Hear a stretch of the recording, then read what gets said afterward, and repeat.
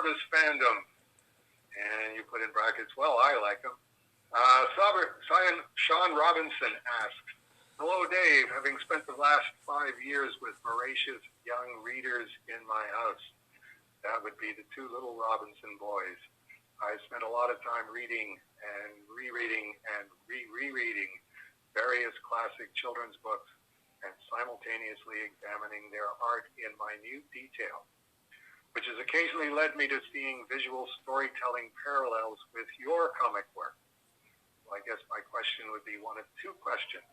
Either the broad version, what children's books did you read that you recall today, and did any have any influence on you as far as you know? So we'll deal with that one first. And just writing down off the top of my head children's books that I remember reading. I remember reading Curious George. I remember reading the Bobbsey Twins. Bobbsey Twins at the Beach, and I think there was a whole series of Bobbsey Twins books. The only part of that I remember was whoever the boy was of the Bobbsey Twins. They had this part in the book where he was playing with his boot and then playing with his boot again. And I was going, what's so interesting about a boot? I'm not really getting this. And that was the first time that I knew what a boat was. It's B-O-A-T, not B-O-O-T. And that's all I remember of the Bobbsey Twins. The Hardy Boys, I read the Hardy Boys.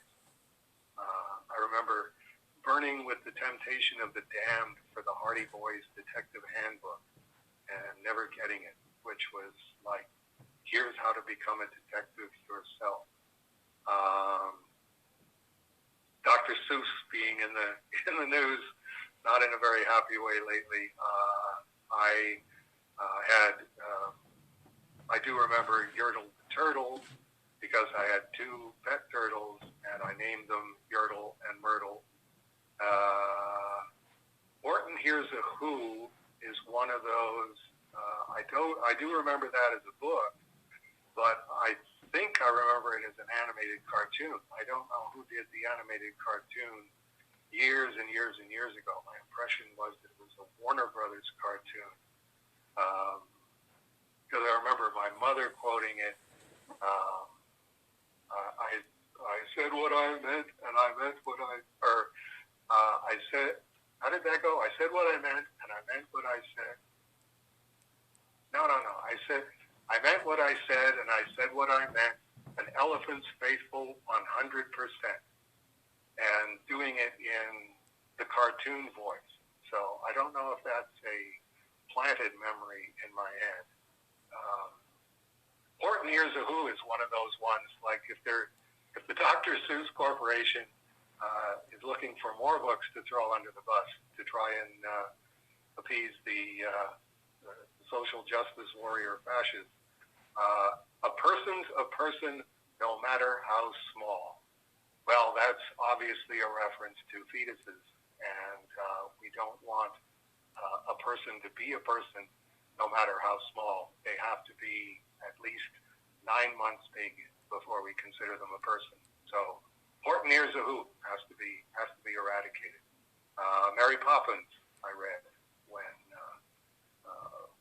I was a kid. I remember being at friends of my parents out of town somewhere, staying overnight, and I had the book Mary Poppins, having seen the movie, so it would have been when I was 9 years old, and pretty much shutting myself up in my parents' car because I wasn't really interested in visiting with the family, but I was very, very interested in Mary Poppins and obsessively reading the whole book from cover to cover. Sean goes on, did you ever read and do you recall the Babar books? I don't know if I'm pronouncing that. Babar? Babar. Specifically, what's that? Babar. Babar? Yeah. I'll take your word for it. specifically the first one. No, I remember seeing those in the bookmobile that my mother would take me to in Forest Hill Village, a couple of streets over, and they had the kids section. And I never read those because they were handwritten. It wasn't type, and it wasn't hand lettering, capitals and lowercase. It was writing, and writing was just beyond me. It's like, what is this doing in the children's section? This is for grown-ups. This is for university students. Children can't read handwriting. But I always looked at them and thought, boy, if it was only in a language I understood, I could read these. Go Dog Go doesn't sound familiar. Written and drawn by the great PD Eastman. Eloise, drawn by Hilary Knight. No, I remember the first time that I was exposed to Eloise was either in Vanity Fair or the New Yorker, or possibly both, when I was subscribing to those pre-9/11, when both of those magazines sort of went way over into Never Never Land as far as I was concerned. But I do remember reading about Eloise and looking at the graphics on Eloise and going, a little person and the little person's perspective on a luxury hotel. This sounds very familiar. It's not the Regency, but it's definitely the Plaza. Madeline, no. Madeline doesn't ring a bell. Calico, the Wonder Horse, doesn't ring a bell. If anyone is curious, Sean writes, I'll compile the visual resonances sometime. Well, I'm curious, so I'm curious if Sean can get all the visuals together and do a blog post, then I don't have to do one for a day. That'd be great for Matt. There you go. All right, we got 2 votes already, just from the initial quorum here. And same thing with all of the books that I just listed. If anybody wants to reread Curious George, the Bobbsey Twins, Hardy Boys, Yertle the Turtle, Horton Hears a Who, and Mary Poppins, to see, okay, what was it that destroyed Dave Sim mentally and psychologically in these books, and what did he mangle that into in Cerebus? I think we'd all be up for that. I looked it up on the internet while you were talking. Horton Hears a Who, the animated movie, came out in 1970. It was produced and directed by Chuck Jones, who also did How the Grinch Stole Christmas. No, that wouldn't have been it, because I would have been 14 by then. There's no other. Well, I'd have. Let me double check. The initial. Yeah, well, let's see what Wikipedia says.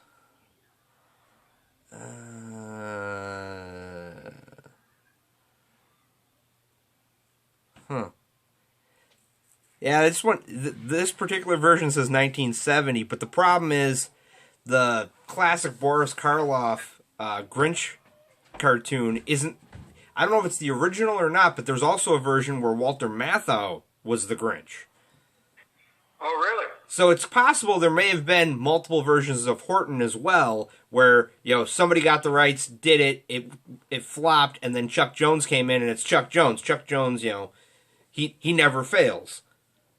Right. Yeah, there is that kind of deep fixing quality that corporations do of, okay, this was never done, this doesn't exist. We don't talk about this one anymore, and it's like. You really can't do that if you're profiting off of children and profiting off of children's memories. Suddenly going all Beijing on it because it's a problem for you as a corporation, or you don't want your corporate waters muddied. That's one of those. If Eddie Kana is listening. Eddie, when you inherit Cerebus, don't ever do stuff like that. Please don't don't ever even consider, well, if we throw Reeds under the bus, maybe they'll still let us sell the other 15.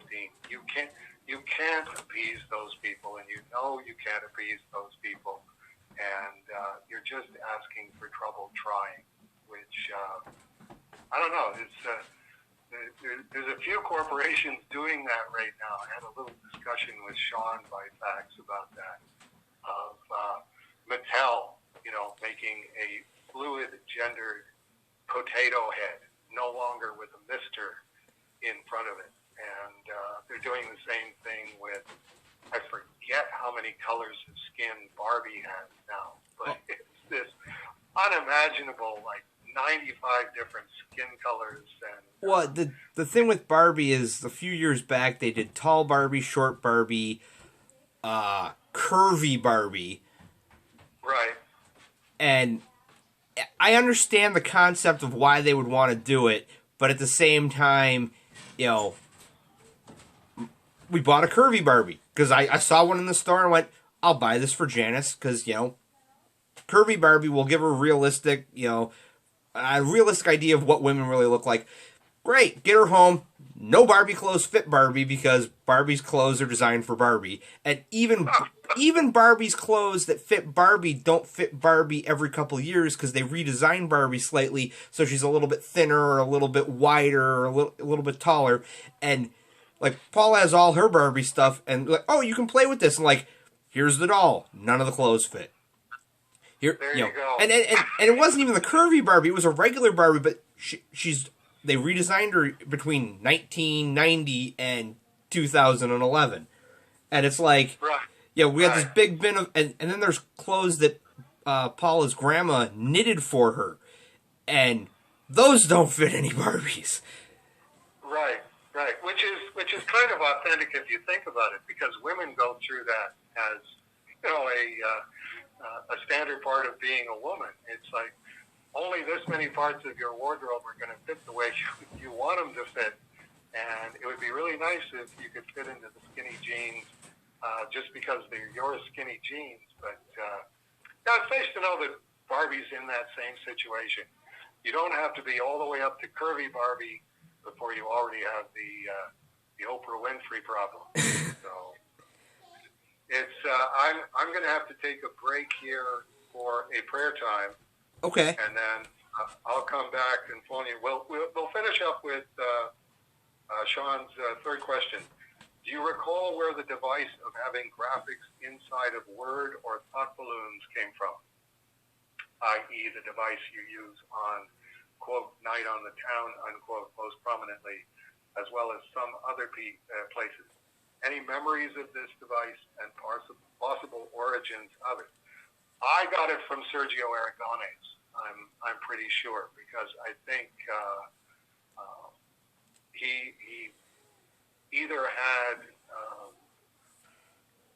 things like Gru the Wanderer, where Mark Evanier was the guy writing the dialogue from Sergio's direction, or he had the Marginal Thinking in Mad Magazine, which was all silent.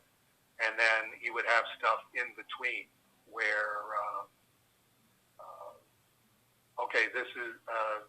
this isn't going to have text, but it's somebody explaining something, so they'll just explain it with the picture and the word below. So I think it would be a question for Sergio as to where did you get it, and or did you come up with it yourself? And I would assume the answer, if we could ask Sergio, the answer would probably have something to do with the language barrier of going from non-English to English. It's just easier to draw a quick picture explaining what's happening. That way you don't have to worry about relettering it when you go from Spain to Mad Magazine. Right. Okay, I'm going to take a prayer break, and I will call you back probably in about 20 minutes. Okay, that works for me. Talk to you then. Bye-bye. Yep.